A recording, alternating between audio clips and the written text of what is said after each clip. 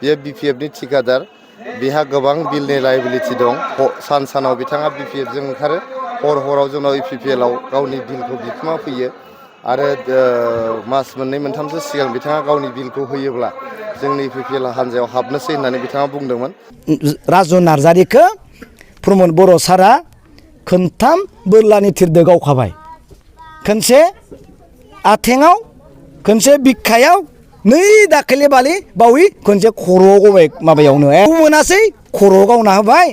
दिल्लीयाव खारना थाहैबाय, बुरखाय बेसरा फैफिनबाय बास नङा होदो ओइ सिमा बारायनायनि लेखाया होदो रायजोनो आंहाथ' गालांखाजोबसै दा नै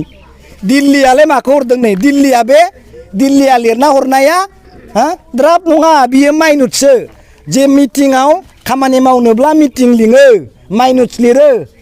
बिथांखि लायो बे बिथांखिसो नोंसोरो ओइ तेजपुराव थांदो उदालगुरियाव खाथि जाखायो सेन्ट्रेल इउनिभारसिटिया होननानै बुंदों। NITआ सिलचरावनो दंखायो 2019 आव होनाय सेन्ट्रेल सरकाराव जेबो बिथांखि बिदि पलिसि गैथ'वा होनना बुंनाय माने मा होआ। रेलवे फेक्टरिया बङाइगावआवनो दोङो थांनाय बोसोरावसो जोङो बेयाव बाजेट हमदों बेनिखायनो बेयावनो थां नङा NDB फोरनियाबो जों लनसो होदोंमोन बाय लेखाखौ खिथिदो सिमा बारिनायनि NDBनि स्कुल जानायनि चन्दन ब्रह्म सार बिथाङा बुंनाय बायदि फोरमाना जेखौ बुङो बेनो सैथो जायो। बिदि आंथ' रायजोनो होना गालांजोब्बाय लेखाफोरखौ सोंदो आरो रायजोखौ मोनसे काम बिसोर फैनायनि आगोलनो रायजोआ लाइजाम हर नोंथांमोना जोंनियाव फैनांगौ नङा होमबा रायजोखौसो उल्था लिंहरब्रा नोंथांमोना जोंनियाव फैनांगौ मिटिं खुंफैनांगौ जोंनियाव गोबां लेखा दं बेसेबां थखायनो दिल्लीयाव खारना थायोब्लाबो जोङो बुरखांनानै लाना फैगोन स्टेटआव थाखुमादोंब्लाबो बुरखांनानै लाना फैगोन मा खारनो नोंसोरलाय नङा होमबा दुलाराय बर' फरायसा आफादा नाजादोंमोन जों नुदों दिल्ली थांदों स्टेट थांदों नाजादों नाथाय फेलार जाबाय दुखु गोनां खोथा